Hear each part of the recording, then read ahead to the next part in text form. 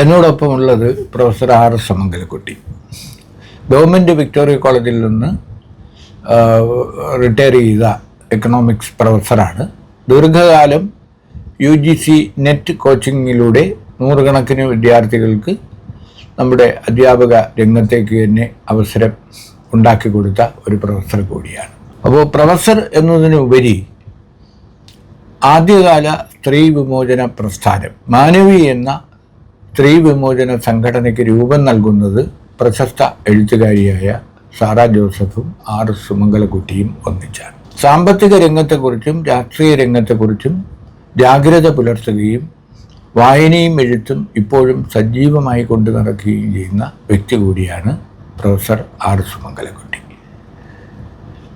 മോദി ഭരണകാലത്തെ സാമ്പത്തിക രംഗത്തുണ്ടായ ഉയർച്ചയും താഴ്ചയും നിശ്ചിതമായി വിലയിരുത്താനാണ് ശ്രമം. അപ്പോൾ എന്നെ തുടങ്ങുകയില്ലേ? അപ്പോൾ മോദിയുടെ ഭരണകാലത്ത് വന്ന സാമ്പത്തിക മാറ്റങ്ങളെക്കുറിച്ച് പറയാം.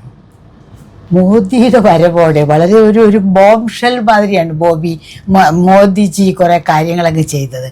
കുറച്ച് തീരുമാനങ്ങളും കുറേ പ്രഖ്യാപനങ്ങളും ഒക്കെ ആയിട്ട് ആളുകളെ അമ്പരപ്പിച്ചുകൊണ്ടാണ് കാര്യങ്ങൾ തുടങ്ങുന്നത്. ഒന്നാമത് പ്ലാനിംഗ് കമ്മീഷൻ അങ്ങ് വേണ്ടാന്ന് വെച്ചു. എന്താ കാര്യം? മോദിജിക്ക് ഇഷ്ടമില്ല, പ്ലാനിംഗ് കമ്മീഷൻ വേണ്ട. നെഹ്റുവിനെ ഇഷ്ടമല്ല, നെഹ്റു കുടുംബത്തെ ഇഷ്ടമല്ല, പ്ലാനിംഗ് കമ്മീഷനും ഇഷ്ടമല്ല. പോട്ടെ, പ്ലാനിംഗ് കമ്മീഷൻ വേണ്ടാന്ന് വെച്ചു. പക്ഷെ വേണ്ടാന്ന് വയ്ക്കുമ്പം പകരം ഒന്ന് വേണ്ടേ എന്ന് ആലോചിച്ചില്ല. അതുകൊണ്ട് എന്തു പറ്റി? പ്ലാനിംഗ് കമ്മീഷൻ അങ്ങ് പോയി. ഇപ്പോൾ ചോർന്നൊലിക്കുന്നൊരു വീടാണെന്ന് പറഞ്ഞ് പെട്ടെന്ന് തട്ടിക്കളഞ്ഞ വഴിയിലിറങ്ങി നിൽക്കേണ്ടി വരില്ലേ? നമ്മൾ അതുപോലത്തെ അവസ്ഥയിലായിപ്പോയി. നമ്മൾ നീല ഷീറ്റ് ഇട്ടുള്ള വലിച്ചു കെട്ടിയ ഒരെണ്ണത്തിൻ്റെ താഴത്തേക്ക് മാറി നിൽക്കേണ്ട പോലത്തെ ഒരു അവസ്ഥ വന്നു. അങ്ങനെ പെട്ടെന്നൊരെണ്ണം ഉണ്ടാക്കി തട്ടിക്കൂട്ടിയെടുത്തു. ആ തട്ടിക്കൂട്ടിയെടുത്ത നീല ഷീറ്റിൻ്റെ താഴെ നിൽക്കുന്ന അവസ്ഥ, ആ അവസ്ഥ അതാണ് നമ്മുടെ നീതി ആയോഗ്. അതിനകത്ത് പ്രസിദ്ധരായ ഇക്കോണമിസ്റ്റ് ഒന്നുമില്ല, അതിനകത്ത് ആരും ഇല്ല, കേമപ്പെട്ട ആളുകൾ. ഇവിടെ ലോക പ്രശസ്തരായ ഇക്കോണമിസ്റ്റ് ഇന്ത്യയിൽ തെക്ക് വടക്ക് നടക്കുന്നു എന്ന് പറഞ്ഞ പോലെ ഇത്ര ഇക്കോണമിസ്റ്റ് ഉള്ളൊരു രാജ്യത്ത് അറിയപ്പെടാത്ത ഏതോ കുറച്ച് പേര്, അതെല്ലാം സ്തുതിപാഠകർ, മോദിയെ പ്രശംസിക്കുന്ന കുറച്ച് ആളുകൾ ഇരുന്ന് അന്യോന്യം ഓരോന്ന് പറയുന്നു, അവരങ്ങ് പോകുന്നു. ഇതാണ് നമ്മുടെ നീതി ആയോഗിൻ്റെ അവസ്ഥ. മൊത്തം പറയുകയാണെങ്കിൽ എന്താണ്? നമുക്ക് ഡേറ്റ ഇല്ല. പണ്ട് നമുക്ക് ഒരുപാട് ഡേറ്റ ഉണ്ടായിരുന്നു. സെൻസസ് ഡേറ്റ, നാഷണൽ സാമ്പിളിംഗ് സർവേയുടെ ഡേറ്റ ഉണ്ടായിരുന്നു. പിന്നെ ഈ അവലോകന റിപ്പോർട്ട്, RBIയുടെ അവലോകന റിപ്പോർട്ട്, അങ്ങനെ പ്ലാനിംഗ് കമ്മീഷൻ റിപ്പോർട്ട്, ഇഷ്ടംമാതിരി പ്ലാനിംഗ് കമ്മീഷൻ റിപ്പോർട്ട്. ഇതൊക്കെ പെട്ടെന്ന് അങ്ങ് നിന്നു. ഡേറ്റ ഇല്ല, നമുക്ക് കാര്യങ്ങൾ അറിഞ്ഞുകൂടാ, നമ്മൾ എവിടെയാ നിൽക്കുന്നതെന്ന് അറിഞ്ഞുകൂടാ. പക്ഷേ അപ്പോൾ മൻമോഹൻ സിംഗിന്റെ ഭരണകാലത്ത് നിന്ന് 10 കൊല്ലം മൻമോഹൻ സിംഗ് ലോകമറിയുന്ന സാമ്പത്തിക വിദഗ്ധനായിരുന്നല്ലോ ഡോക്ടർ മൻമോഹൻ സിംഗ്. അപ്പൊ മൻമോഹൻ സിംഗിന്റെ കാലത്ത് നിന്ന് വെറും ചായക്കച്ചവടക്കാരനായ മോദി പ്രധാനമന്ത്രി ആയതുകൊണ്ടാണോ ഈ തകർച്ച? പക്ഷെ മൻമോഹൻ സിംഗിന് പ്രസംഗിക്കാൻ മൻമോഹൻ സിംഗ് വടിപോലെ നിന്ന് പറയുകയല്ലേ ഉള്ളൂ. അദ്ദേഹം ഓക്സ്ഫോർഡ് കേംബ്രിഡ്ജ് പ്രൊഫസറാണെന്നൊക്കെ സാധാരണക്കാരൻ മനസ്സിലാക്കുന്നില്ല, കമ്മ്യൂണിക്കേറ്റ് ചെയ്യാൻ പറ്റുന്നില്ല. ഇദ്ദേഹത്തിൻ്റെ ഡെമഗോഗാണ്, ഇദ്ദേഹത്തിന് പറഞ്ഞു ഫലിപ്പിക്കാൻ അറിയാം. മൻമോഹൻ സിംഗ് വലിയ ഇക്കോണമിസ്റ്റാണ്, പറയുന്ന കാര്യങ്ങളൊക്കെ ഒരുപാട് വലുതാണ്. പക്ഷേ അത് എത്തുന്നുണ്ടോ? അതിനിടയിൽ കുറേ കുഴപ്പങ്ങളൊക്കെ സംഭവിച്ചു. അതിൽ നിന്ന് ഒരു മാറ്റം എന്ന് പറഞ്ഞാൽ തട്ടിക്കളഞ്ഞിട്ട് ഒരു മാറ്റം, അതാണ് വന്നത്. ഡേറ്റ ഇല്ലാതായിപ്പോയി. നമ്മൾ എവിടെയാണ് നിൽക്കുന്നതെന്നറിയില്ല. നമ്മളിപ്പോൾ എങ്ങനെയാണ് അൺഎംപ്ലോയ്മെൻ്റ് ഉണ്ട് എന്ന് മനസ്സിലാക്കുന്നത്? അൺഎംപ്ലോയ്മെൻറ്റ് കൂടി എന്നുള്ളൊരു ഡേറ്റ വായിച്ചല്ല, പകരം 5000 പേരെ വിളിക്കുന്നു, ഒരു ഗവൺമെൻറ് ജോലിക്ക് വിളിക്കുന്നു. 1.5 കോടി അതേ യോഗ്യതയുള്ളവർ അതിന് അപ്ലൈ ചെയ്യുന്നു. അപ്പോഴാണ് വളരെ ഭീതികരമായ ഒരവസ്ഥ ഇവിടെ പുറകിലുണ്ട്. അതിൻ്റെ അറ്റമാണ് നമ്മൾ ഈ കാണുന്നത്. നമുക്ക് ഡേറ്റ ഇല്ല, അതുകൊണ്ട് നമുക്ക് അറിഞ്ഞുകൂടാ. അപ്പോൾ ആ ഒരു അവസ്ഥ നമ്മൾ ഇതിനകത്ത് തിരിച്ചറിയുന്നു. അതുപോലെ ഭയങ്കര തമാശകളായിട്ടാണ് പെട്ടെന്നൊരു ദിവസം ഡിമോണിറ്റൈസേഷൻ. ജനങ്ങൾ കള്ളപ്പണം കൊണ്ടുവരാനാണ് എന്ന് പറയുന്നു, ജനങ്ങളെ പഠിപ്പിക്കാനാണെന്ന് പറയുന്നു. ഇതിൽ എന്താ കാര്യം? അതോ അവനവൻ്റെ ആളുകൾക്കോ പണം ഉണ്ടാക്കാൻ വേണ്ടിയാണോ? ഇതൊക്കെ ജനം പതുക്കെ പതുക്കെ മനസ്സിലാക്കുന്നു. ഇങ്ങനത്തെ പെട്ടെന്നുള്ള ചില തീരുമാനങ്ങളും നടത്തലുകളുമാണ് നമ്മുടെ മോദിജി ചെയ്തുകൊണ്ടിരിക്കുന്നത്. അതിൻ്റെ ഫലമായിട്ടുള്ള വലിയ പ്രശ്നങ്ങളിലേക്കാണ് നമ്മൾ എത്തുന്നത്. നമ്മളുടെ ഏറ്റവും പ്രൊഡക്റ്റീവ് പോപ്പുലേഷനുള്ള സമയമാണ് എപ്പോഴും. നമ്മളതിന് പറയും ഡെമോഗ്രാഫിക് ഡിവിഡൻഡുള്ള സമയമാണ്. പോപ്പുലേഷൻ സയൻസ് പറയുന്നത് നമുക്കൊരു പീരീഡ് മാത്രമേ ഇങ്ങനെ ഉള്ളൂ. അതായത് പ്രൊഡക്റ്റീവ് ലേബർ, ചെറുപ്പക്കാരുടെ എണ്ണം വയസ്സായവരുടേതും കുട്ടികളുടെയും എണ്ണം നോക്കുമ്പോൾ അതിനേക്കാൾ കൂടുതൽ ചെറുപ്പക്കാരുടെ എണ്ണം. ആ സുവർണകാലം നമുക്ക് തീരാറായി. അതിലേക്ക് നാം തീരുന്ന സമയത്തേക്ക് എത്തി. ഈ സുവർണകാലം നമ്മൾ ഏറ്റവും നല്ല വിദ്യാഭ്യാസം കൊടുത്ത് ഏറ്റവും നല്ലൊരു ലേബർ ഫോഴ്സിനെ ഉണ്ടാക്കിയെടുത്ത് അങ്ങനെയായിരുന്നു ഇന്ത്യയുടെ സ്വത്ത് നമ്മൾ വർദ്ധിപ്പിക്കേണ്ടത്.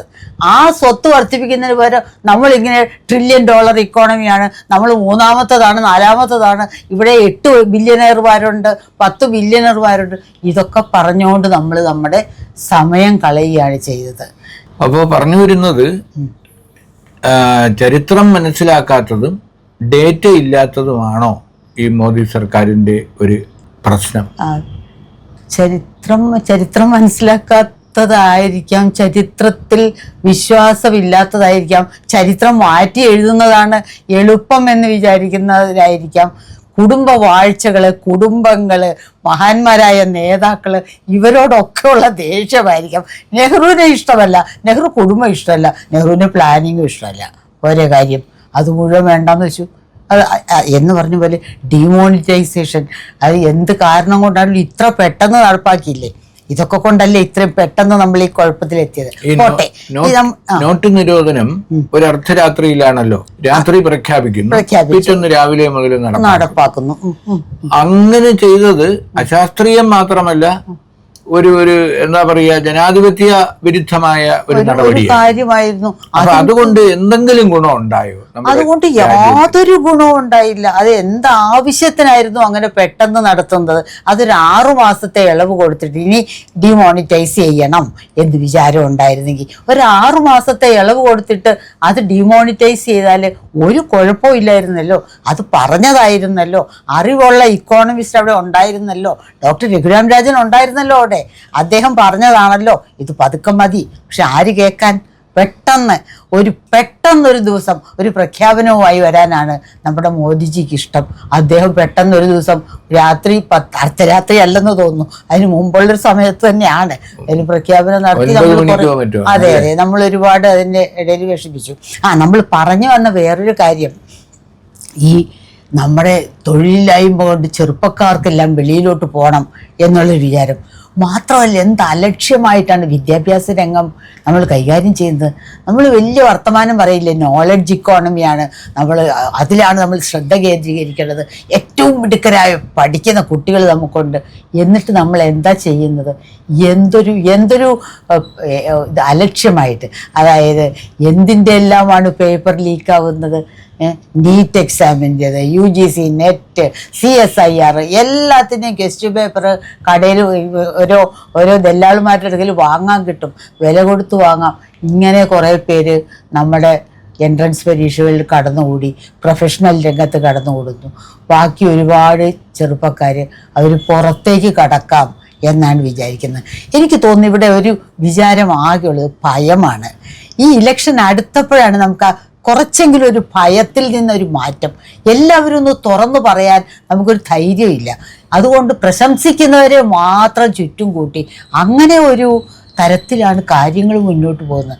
അപ്പോൾ ഇത്രയും ചെറുപ്പക്കാരും മുഴുവൻ പുറത്തു പോയി. കുറച്ചുകൂടെ കഴിയുമ്പോൾ കേരളത്തിലെ പോലെ ഇന്ത്യയിൽ മൊത്തം വയസ്സായ ആളുകളുടെ എണ്ണം ഒരുപാട് കൂടും. അവിടെ ഒരു കാര്യം ചോദിച്ചോട്ടെ, ഇപ്പൊ നെറ്റ് പരീക്ഷയ്ക്ക് ഒരുപാട് കാലം പഠിപ്പിക്കുകയും കുട്ടികളെ സജ്ജരാക്കുകയും അവർക്ക് ജോലി ലഭിക്കുകയും ഒക്കെ ചെയ്ത ഒരു അനുഭവം ഉണ്ടല്ലോ.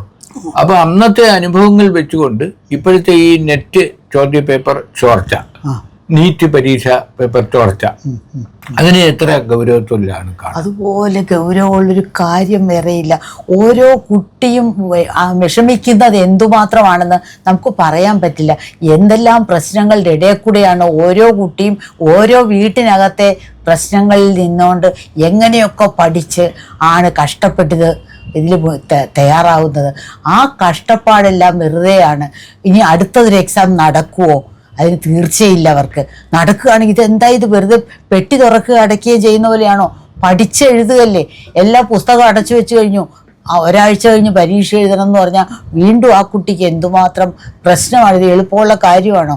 കുട്ടികൾ അങ്ങനെ എത്ര തന്നെ ബുദ്ധിമുട്ടിയാണ് ഈ പഠിക്കുന്നതെന്ന് കണ്ടറിയുന്നവർക്കേ നമുക്കത് മനസ്സിലാക്കാൻ പറ്റും.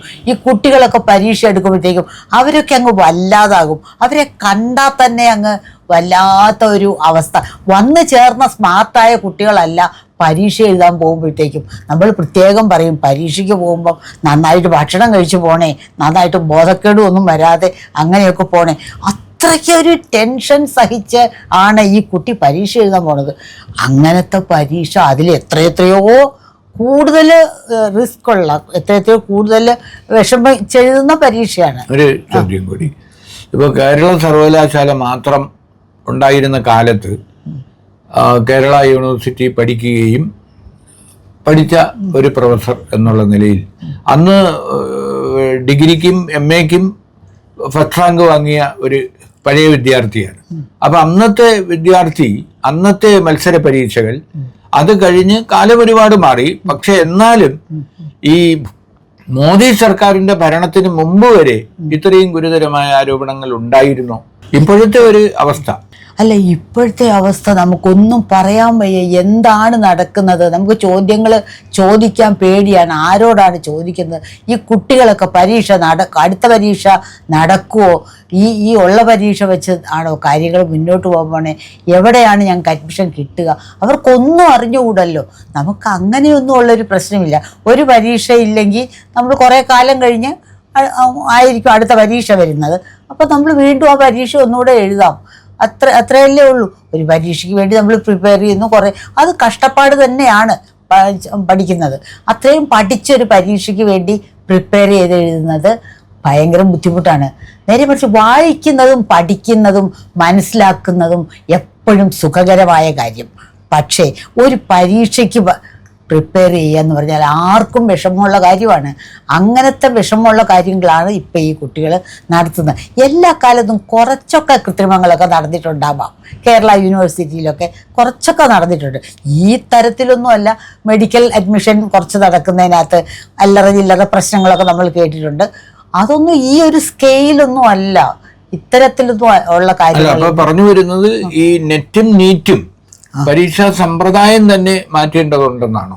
അതൊക്കെ വലിയ കാര്യങ്ങളല്ലേ? വലിയ കാര്യങ്ങളാണ്. പക്ഷേ അതല്ല കാരണം ഇപ്പോ ഇതിന്റെ നടത്തിപ്പ് ഓൾ ഇന്ത്യ ലെവലിൽ നടക്കുന്നതിനെതിരെ ഇപ്പോ നമ്മുടെ തമിഴ്നാട് മുഖ്യമന്ത്രി സ്റ്റാലിൻ അടക്കം പലർക്കും വിയോജിപ്പുകളുണ്ട്. കാരണം ഭാഷാപരമായ പ്രശ്നങ്ങൾ, സാംസ്കാരികമായ പ്രശ്നങ്ങൾ.